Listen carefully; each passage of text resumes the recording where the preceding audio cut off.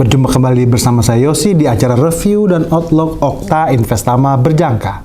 Seperti biasa, sebelum kita masuk ke dalam materi, kita akan berbicara dahulu mengenai apa saja tentang Okta Investama Berjangka. Nah, yang pertama, untuk perizinan dari Okta Investama Berjangka sendiri sudah sangat-sangat lengkap. Sudah ada perizinan dari Bapepti, kemudian ICDX, tergabung di Lembaga Clearing Berjangka Indonesia, dan juga Asosiasi Aspeptindo. Nah, untuk penghargaan Okta Investama Berjangka itu juga sudah memenangkan The Most Transparent Broker dan The Most Excellent Broker. Oke, untuk kelebihan trading di platformnya Okta Investama Berjangka, itu yang pertama kali adalah low spread, yang mana nih future ini paling banyak dicari oleh para rekan-rekan trader yang berguna untuk cepat mendapatkan peluang profit di market.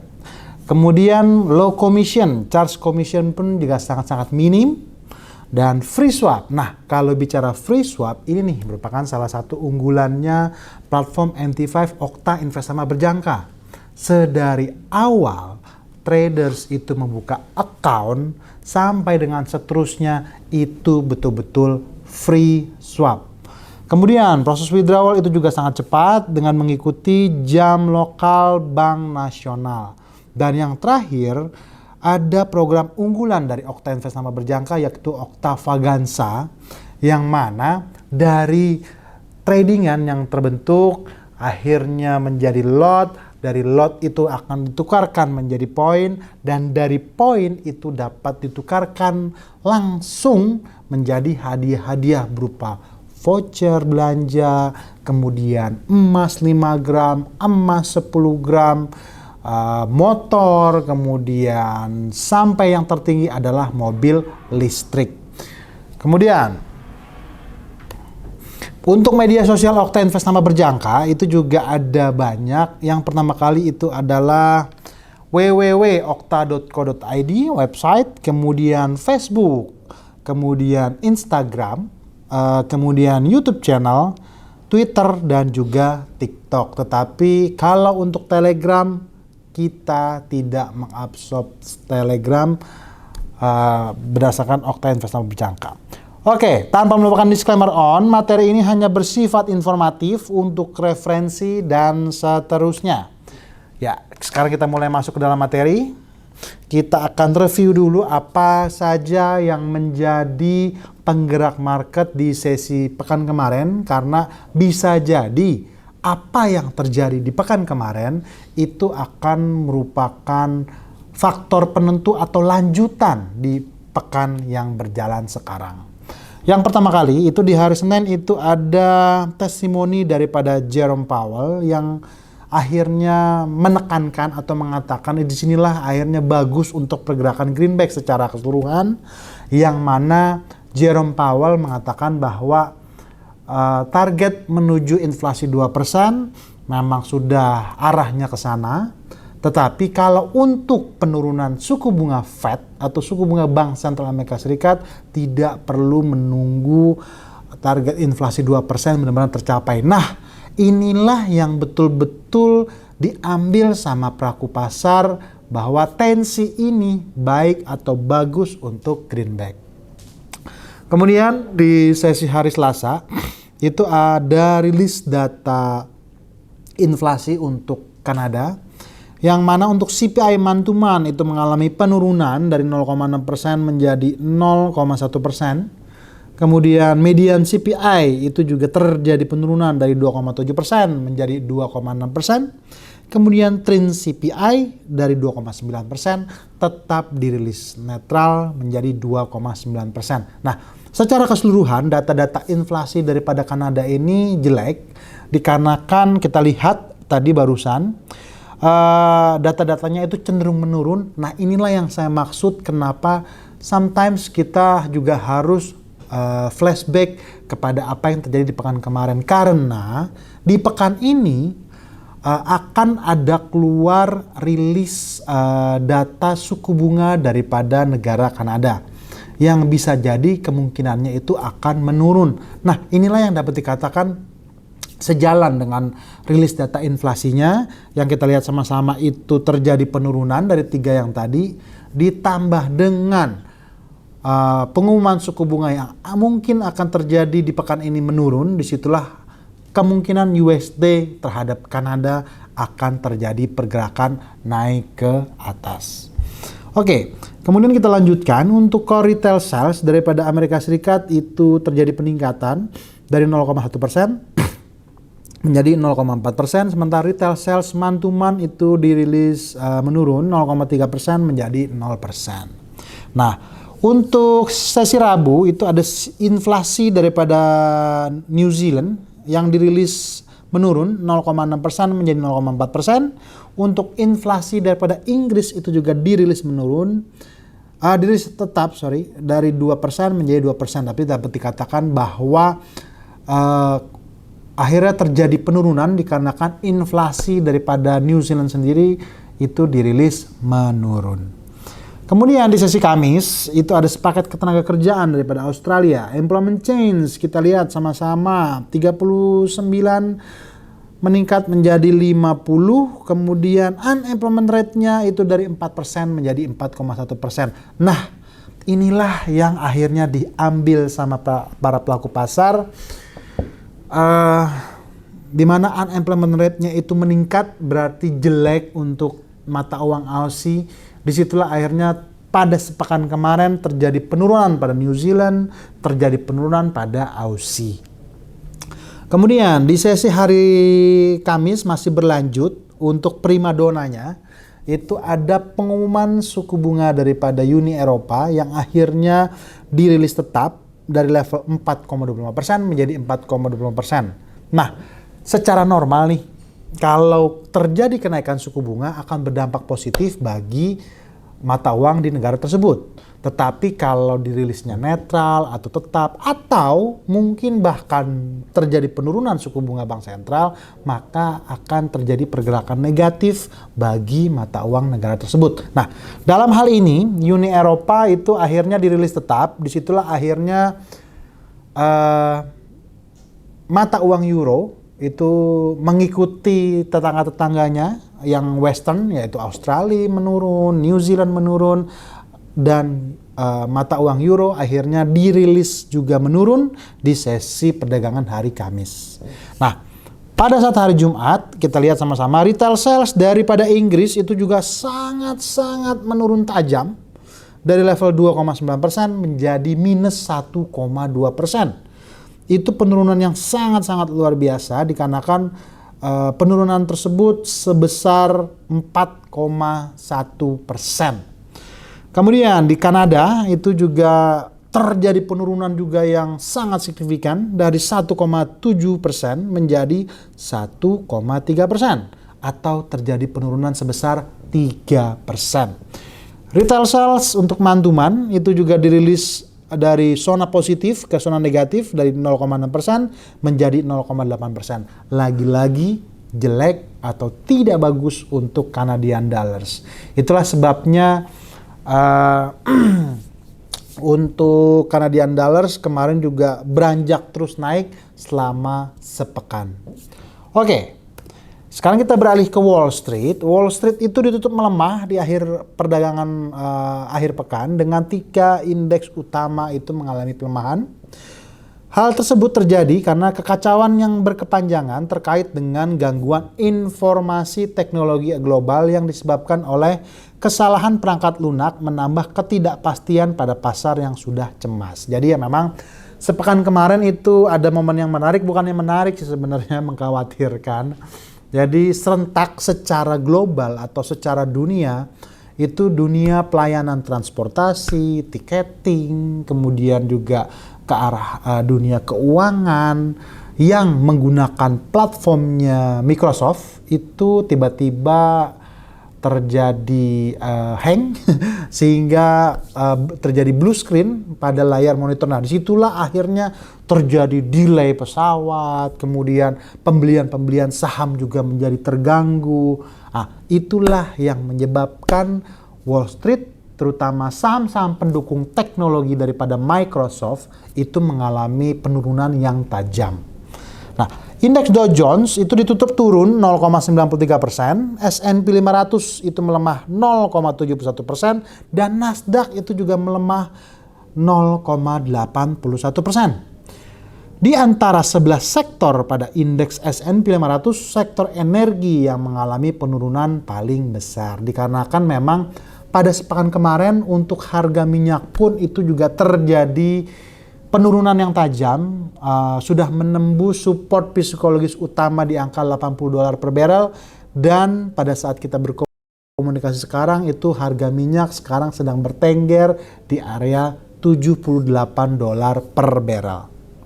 Nah, pada pekan lalu indeks Nasdaq dan S&P 500 mencatat pekan terburuk sejak April, yang mana sebenarnya Dow Jones sempat itu mengalami kenaikan tertinggi sepanjang masa, tetapi ya seperti yang disampaikan diinformasikan tadi bahwa tiba-tiba terjadi crash ya pada platformnya Microsoft yang menyebabkan yang tadi kami sebutkan. Disitulah akhirnya Dow Jones pun mengikuti pergerakan S&P 500, pergerakan Nasdaq, dan juga mengalami penurunan. Nah, sekarang kita beralih ke minyak. Harga minyak merosot lebih daripada 3% ke level terendah sejak pertengahan Juni. Penguatan kurs dolar Amerika Serikat mendorong penurunan harga lebih lanjut. Jumat, harga minyak WTI itu turun ke 3,25% ke level $80.13 per barrel. Dalam sepekan, harga WTI itu turun 2,53%. Sedangkan harga minyak Brent itu turun 2,91% ke $82.63. Dalam sepekan harga minyak Brent melorot 2,82%. Jadi sekali lagi kami ingatkan kepada rekan-rekan Okta Trader sekalian bahwa apa sih perbedaan antara minyak WTI dengan minyak Brent. Kalau minyak WTI itu merupakan acuan minyak internasional. Sedangkan kalau minyak Brent itu merupakan harga acuan minyak yang ada di negeri Paman Sam atau Amerika Serikat. Nah, jadi dua-duanya itu serentak mengalami penurunan dikarenakan Menteri Luar Negeri Amerika Serikat Antony Blinken mengatakan gencatan senjata yang telah lama diupayakan antara Israel dan kelompok militan Palestina Hamas sudah di depan mata. Jadi ya memang seperti kita ketahui bahwa sumber minyak utama itu berada di daerah Timur Tengah. Dalam hal ini berdekatan dengan Israel dan Palestina. Ya, di situ kan ada Iran, ada Irak, ada Kuwait, ada banyak negara-negara macam yang tergabung sama-sama di anggotaan OPEC.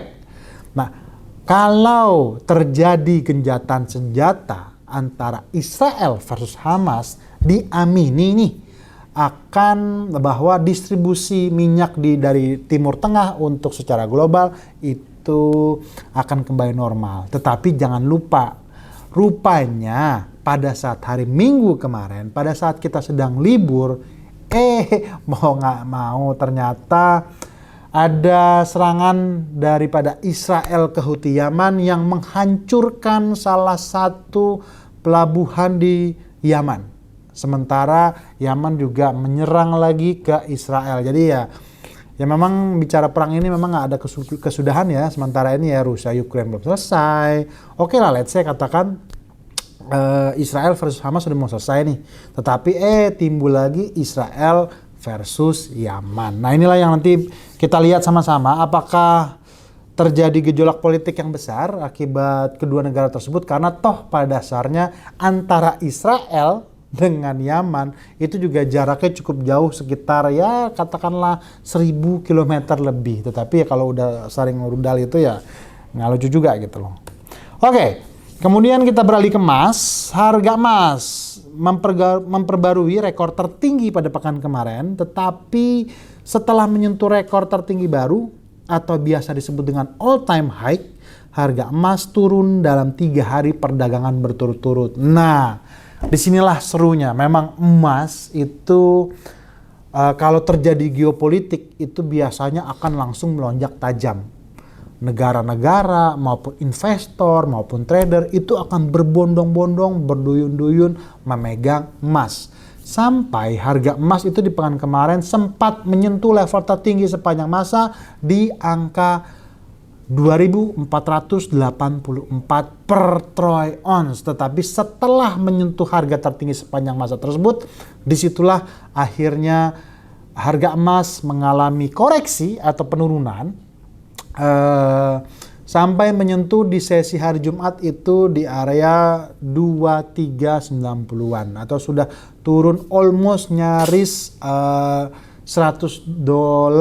per troy ounce. Nah, dalam sepekan harga emas itu turun 0,44%, penguatan nilai tukar dolar Amerika Serikat dan aksi ambil untung terjadi setelah harga emas menyentuh level tertinggi sepanjang masa. Rekor harga emas sebetulnya dipicu oleh meningkatnya ekspektasi penurunan suku bunga Amerika Serikat pada bulan September. Nah, jadi memang kalau bicara emas, faktor penggeraknya itu yang pertama kali adalah geopolitik. Dalam kita ingatkan ya, geopolitik sampai dengan saat ini masih belum banyak yang mereda, terkecuali memang Israel versus Hamas. Kemudian setelah geopolitik itu kaitannya dengan dolar. Secara normal kalau dolarnya itu terjadi penguatan, biasanya emas akan terjadi penurunan. Begitupun juga sebaliknya secara normal. Kemudian yang ketiga, yang paling terutama ini adalah emas ini sekarang tertarik ke atas oleh tensi pemotongan suku bunga dari Bank Sentral Amerika Serikat di bulan September dan di bulan Desember. Tetapi ada yang unik nih, ada yang nyeleneh nih, karena nyelenehnya begini. Amerika Serikat atau sebagian analis, banyak pelaku pasar yang mengatakan oke lah suku bunga Amerika Serikat itu dipotong di bulan September, kemudian dipotong lagi di bulan Desember. Tetapi ada masukan dari IMF yang merupakan lembaga keuangan resmi daripada PBB. Jadi PBB, IMF, World Bank. Nah, IMF menyarankan bahwa ada baiknya Amerika Serikat itu baru akan memotong suku bunganya itu minimal di bulan Desember atau bahkan kalau perlu nantilah di tahun 2025. Nah, sentimen itulah yang akhirnya diambil sama para pelaku pasar, diambil sama para trader emas. Yang begitu keluar statement atau pernyataan dari IMF, disitulah emas akhirnya terjadi pergerakan menurun. Oke, kemudian nilai tukar dolar Amerika Serikat menguat sekitar 0,2% terhadap mata uang utama lainnya, sementara imbas hasil obligasi pemerintah Amerika Serikat bertenor 10 tahun itu juga naik. Nah, disitulah makanya tadi seperti kita kasih informasi ya, kita kasih gambaran bahwa yang pertama kali itu adalah geopolitik, yang kedua itu pergerakan dolar Amerika Serikat, yang ketiga itu adalah pengumuman seputar suku bunga daripada Amerika Serikat. Nah, oke, sekarang kita baru nih kita masuk ke dalam bocorannya apa sih yang akan menjadi peluang market atau peluang trading untuk kita semua. Di hari Senin dan hari Selasa itu cenderung sepi marketnya karena memang kita lihat nih sama-sama rilis data kalender ekonomi juga kosong. Baru ramai itu nanti di hari Rabu, yaitu seputar data-data manufacturing PMI dan service PMI daripada negara-negara Uni Eropa. Let's say katakanlah ada dari Prancis, dari Jerman, kemudian Inggris juga ikutan. Dan juga tanpa ragu-ragu dari Amerika Serikat itu juga akan ada data manufacturing PMI dan flash service PMI. Tetapi di hari Rabu sebetulnya yang tadi kita informasikan di awal itu akan ada peluang yang bagus banget nih untuk bertransaksi di mata uang yang pairingnya Canadian dollars. Dikarenakan apa? Kita lihat sama-sama, jam 8.45 itu akan ada rilis suku bunga daripada Kanada, dan dirilisnya itu kalau sesuai dengan ekspektasi pasar ya, dari 4,75% menjadi 4,5%. Atau terjadi penurunan sebesar 0,25%. Nah, memang kalau bicara penurunan, Kanada itu sudah terlebih dahulu menurunkan suku bunganya yang pertama kali di 2 bulan yang lalu, kemudian yang sekarang nih. Dan apabila terjadi penurunan suku bunga pada Bank Sentral Kanada dari 4,75 sampai 4,5, maka secara normal Canadian dollars akan terjadi pelemahan. Ya otomatis berarti USD Canadian dollars itu akan meningkat. Kemudian euro terhadap Canadian dollars itu juga akan meningkat, dan GBP karena begini, untuk bicara produk Okta Investama berjangka itu ada forex major USD Kanada, kemudian ada cross rate. Cross rate itu ada banyak. Nah, kalau bicara pairing Canadian dollars di Okta Investama berjangka ada euro Canadian dollars, ada pound terhadap Canadian dollars, ada Aussie terhadap Canadian dollars, ada Canadian dollars terhadap yen. Nah, itu semua akan memberikan momentum yang bagus untuk kita bertransaksi di market. Oke, jadi itu hari Rabu ya. Kemudian di hari Kamis itu akan ada advance GDP untuk Amerika Serikat yang dirilis menguat, ekspektasinya dari 1,4% menjadi 1,9% atau bagus untuk Amerika Serikat atau bagus untuk greenback. Nah, primadona lagi nih di hari Jumat itu akan ada pengumuman Core PCE Price Index. Nah, di sini rada unik nih karena lagi-lagi kok terjadi peningkatan dari 0,1% menjadi 0,2%. Nah, kalau terjadi peningkatan seperti ini biasanya greenback itu akan kembali menguat.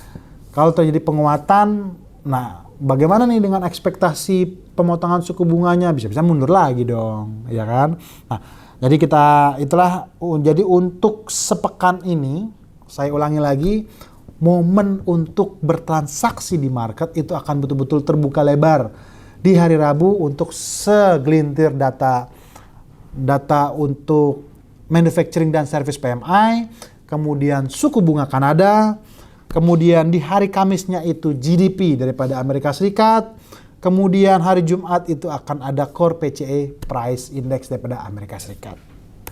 Nah, sekarang kita sudah mulai masuk nih ya ke dalam sesi teknikal atau bocoran-bocoran seperti yang diinformasikan tadi sepekan kemarin, karena ada blue screen daripada Microsoft itu menyebabkan akhirnya Wall Street terutama S&P 500 dan Nasdaq itu terjadi pergerakan ke bawah.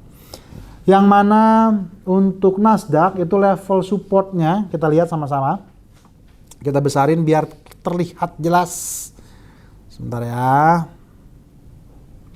Nah, untuk Nasdaq level support ada di 19.693, 19.389, 19.201.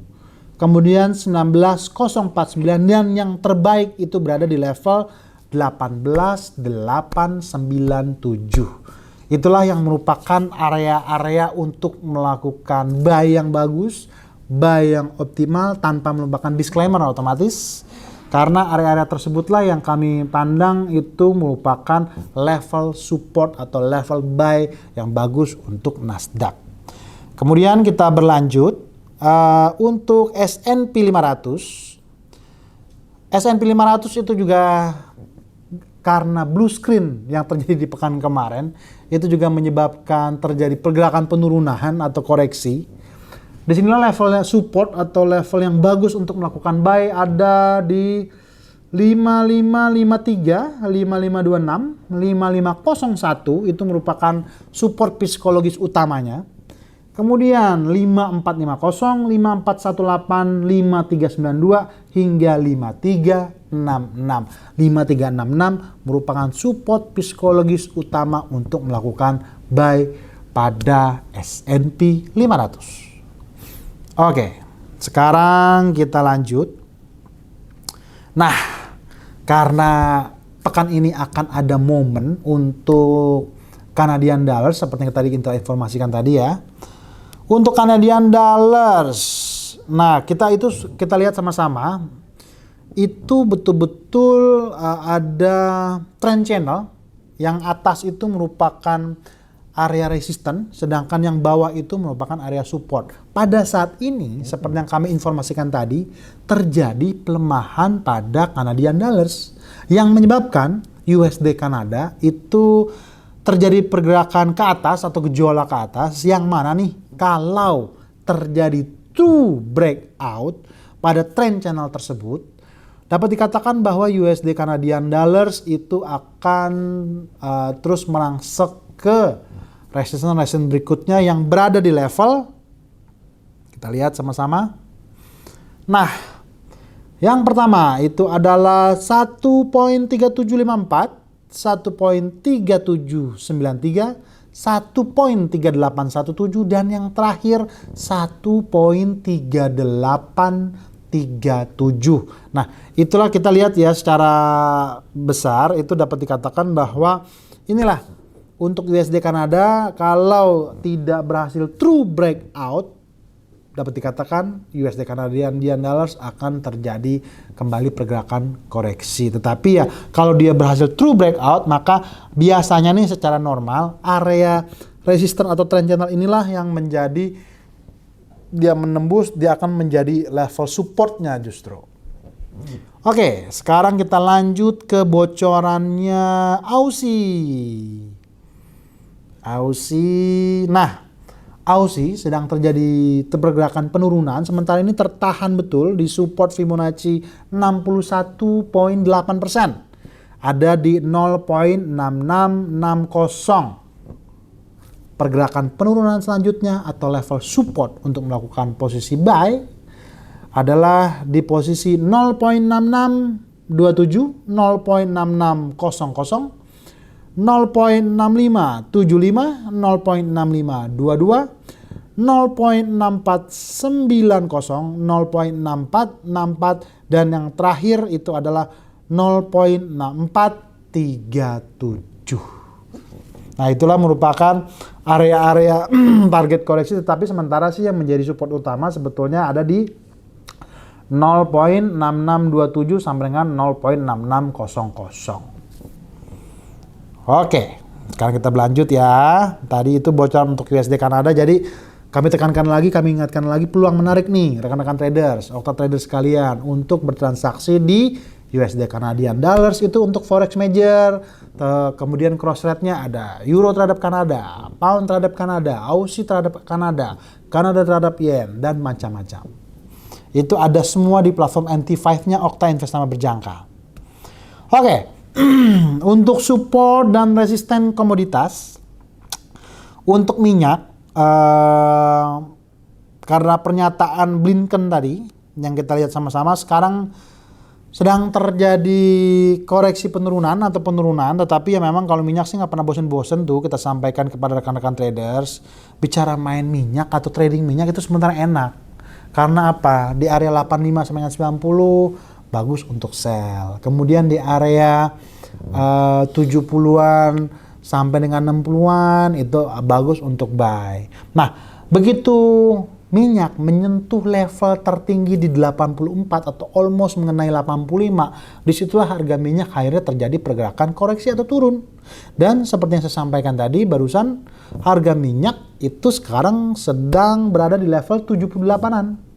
Nah, level support berikutnya untuk melakukan buy itu ada di angka 77.06, 75.30, 73.84 hingga yang terakhir itu adalah 72.46. 72.46 itu merupakan barrier support utama yang tidak boleh true breakout. Nah, sekarang kita beralih ke emas. Nah, emas kita lihat ya, kita pandangi dulu nih. Bicara emas memang trennya itu sedang atas, tetapi ya memang biasanya nih kecenderungan setelah terjadi pergerakan all time high, ya wajib dong, ya harus dong untuk terjadi pergerakan koreksi. Nah, karena kalau misalnya tinggi terus, biasanya trader itu cenderung untuk melakukan sell terus, ternyata naik terus, ya kan? Mau ngambil posisi buy, Tetapi kok nih harganya naik terus? Dia juga secara psikologis akan ngerem juga. Ya Mas, level support itu berada di pertama kali 2380, 2355, 2325, 2300, dan yang terakhir support psikologis utama berada di level 2277. Jadi bocorannya untuk pekan ini bagi trader buyer emas atau trader seller emas, Pak nih harganya turun sampai kemana sih Pak? Atau Pak saya mau melakukan buy nih, tetapi buy-nya yang bagus atau enaknya di angka yang mana ya? Nah inilah bocorannya. Kita ulang ya, 2380, 2355, 2325, 2300, dan yang terakhir adalah 2277 untuk sepekan berjalan ini. Di mana pekan ini utamanya tetap berada di bocoran yang tadi kita sampaikan. Ada GDP Amerika Serikat dari Kamis dan Core PCE Price Index, itulah yang akan menentukan harga emas secara news atau fundamental. Oke. Sekarang sudah habis materinya. Oke, tidak pernah bosan-bosan kami ingatkan kepada rekan-rekan traders sekalian atau Okta traders khususnya, pada saat bertransaksi di market, terlebih dahulu rencanakan dulu nih apa yang mau Anda tradingkan. Dan tradinglah sesuai dengan apa yang sudah Anda rencanakan. Bersama Okta Investama Berjangka, bertemu kembali bersama saya Yosi di pekan depan. Bye-bye.